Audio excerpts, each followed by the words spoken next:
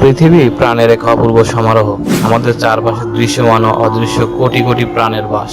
এদের আচার আচরণ, জীবনযাত্রার রূপ, বর্ণ, আকার আকৃতি নানা ধরনের।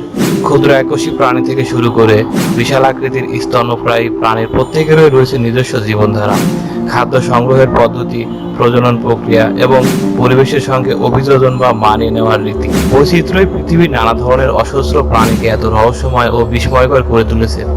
যেমন ধরুন, চিংড়ির হৃৎপিণ্ড থাকে মাথায়, জিরাফ শব্দ করতে পারে না, আবার একটি গাভী 2 লাখ গ্লাস পর্যন্ত দুধ দিতে পারে। তো চলুন শুরু করা যাক প্রাণীদের নিয়ে এরকম বিস্ময়কর ও অজানা কিছু তথ্য।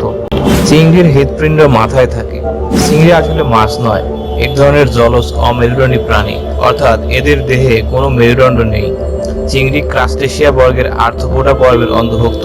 মজার ব্যাপার হলো এদের হৃৎপিণ্ড মাথায় অবস্থিত। শ্রিম্প বা ছোট চিংড়ি শরীরের দুটো অংশ, মাথা ও লেজ। হৃদয় যন্ত্রটি অবস্থিত থোরাক্স অঞ্চলে, ঠিক মাথার উপরে। মাথা ও থোরাক্স ঢাকা থাকে একটি এক্সোস্কেলিটন বা বহিঃকঙ্কাল কাঠামো দিয়ে। এগুলোর একটি উন্মুক্ত সংবহন ব্যবস্থাও রয়েছে, অর্থাৎ তাদের কোনো ধমনী নেই এবং তাদের অঙ্গগুলোতে সরাসরি রক্ত প্রবাহিত হয়। চিংড়ির দেহ শক্ত খোলসে আবৃত থাকে। জীবদ্দশায় চিংড়ি বেশ কয়েকবার খোলস পরিবর্তন করে। আবার কিছু প্রজাতির চিংড়ি তীক্ষ্ণ শব্দ তৈরি করতে পারে। জিরাফের কোনো ভোকাল কর্ড নেই। জিরাফ সামাজিক ও নিরীহ প্রাণী, বিশ্বের সবচেয়ে লম্বা প্রাণীও বটে। জিরাফ সাধারণত বাস করে আফ্রিকার তৃণভূমিময় সাভানা অঞ্চলে। একটি পুরুষ জিরাফ লম্বায় প্রায় 18 ফুট এবং একটি স্ত্রী জিরাফ 14 ফুটের মতো হয়। এদের গায়ে আঁকাবাঁকা দাগ থাকে, তবে দুটি জিরাফের গায়ের দাগ কখনো একরকম হয় না, ঠিক মানবদেহের ফিঙ্গারপ্রিন্ট বা আঙুলের ছাপের মতো। মজার ব্যাপার হলো প্রাণী জগতে জিরাফই একমাত্র প্রাণী যে শব্দ করতে পারে না।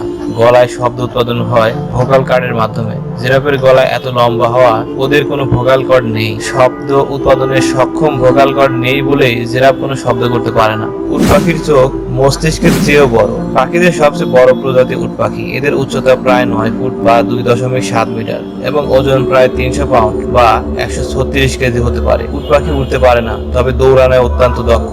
উট পাখির চোখ তাদের শরীরের তুলনায় আকারে অনেক বড়। চোখের ব্যাস প্রায় 5 ইঞ্চি বা 12.7 সেমি, যা আকারে একটি আপেল বা খেলার বলের সমান। অন্যদিকে উট পাখির মস্তিষ্কের আকার প্রায় 2.5 ইঞ্চি বা 6.3 সেমি, অর্থাৎ মস্তিষ্কের চেয়ে এদের চোখ বড়। আর উট পাখির ডিমও বিশ্বের বৃহত্তম ডিম। দিনে 10,000 বার ঘুমায় যে পেঙ্গুইন। সত্যি এক ধরনের পেঙ্গুইন দিনে 10,000 বার ঘুমায়। সিনস্ট্র্যাপ নামের এই প্রজাতির পেঙ্গুইনদের প্রতি ঘুমের স্থায়িত্ব মাত্র 4 সেকেন্ড। সাম্প্রতিক গবেষণায় উঠে এসেছে এই তথ্য। বিজ্ঞানীরা জানিয়েছেন এক বিশেষ কৌশল ব্যবহার করে সিনস্ট্র্যাপ পেঙ্গুইন প্রতিদিন গড়ে 11 ঘন্টা ঘুমায়। বিজ্ঞানীরা কৌশলটির নাম দিয়েছেন মাইক্রোস্ক্র্যান্থ। সিনস্ট্র্যাপ পেঙ্গুইনেরা 1 ঘন্টায় 600 বার ঘুমায়। যখন তাদের প্রজনন মৌসুম আসে তখন তাদের ডিম ও বাচ্চার দিকে নজর থাকে শিকারীদের। এ সময় নিজেদের বাসস্থান, ডিম ও বাচ্চাদের শিকারীদের হাত থেকে বাঁচাতে পালাক্রমে পাহারা দেয় মা ও বাবা পেঙ্গুইন। ফলে একটানা ঘুমাতে পারে না সিনস্ট্র্যাপ পেঙ্গুইনেরা। সেজন্য তারা এই কৌশল কাজে লাগায়। ঘুমের ফাঁকে ফাঁকে নজর রাখে বাসস্থান, ডিম ও বাচ্চাদের দিকে। একটানা কবুতর গুনতে জানে। ঠিক করেছেন, কবুতর অঙ্ক করতে পারে। গবেষণায় দেখা গেছে কবুতর সংখ্যা গণনা করতে পারে, জ্যামিতিক পরিকল্পনা করতে পারে, এমনকি সরল গাণিতিক সমস্যাও সমাধান করতে পারে। কবুতরদের সংখ্যা গণনার ক্ষমতা রয়েছে। গবেষণায় দেখা গেছে কবুতর 1 থেকে 4 পর্যন্ত সংখ্যা গণনা করতে পারে। তারা এমনকি বিভিন্ন আকারের দলে কতগুলো কবুতর রয়েছে তাও গুনতে পারে। আগে শুধু বানরের অঙ্ক কষার কথা জানা ছিল। সাম্প্রতিক এই গবেষণা দেখা যাচ্ছে কবুতরও পিছিয়ে নেই। শুধু তাই নয়, কবুতর একটি নির্দিষ্ট আকৃতির খাদ্য পেতে কিভাবে পথ খুঁজে বের করতে হবে তাও জানে। তারা এমনকি একটি জটিল কোনো স্থান থেকে খাদ্য পেতে প্রয়োজনে পথ পরিবর্তনও করতে পারে। শামুক 3 বছর ধরে ঘুমাতে পারে। শামুক প্রচন্ড ধীরগতির স্থলচর প্রাণী। সাধারণত স্যাঁতস্যাঁতে ছায়াযুক্ত জায়গায় বাস করে এরা। শামুকদের শরীর শক্ত খোলসে আবৃত থাকে। এই খোলস তাদের শরীরকে রক্ষা করে এবং আর্দ্রতা ধরে রাখতে সাহায্য করে। শামুকদের একটি অদ্ভুত বৈশিষ্ট্য হলো দীর্ঘ সময় ঘুমানো। শামুকের কোনো প্রজাতি একটানা 3 বছর পর্যন্ত ঘুমিয়ে থাকতে পারে।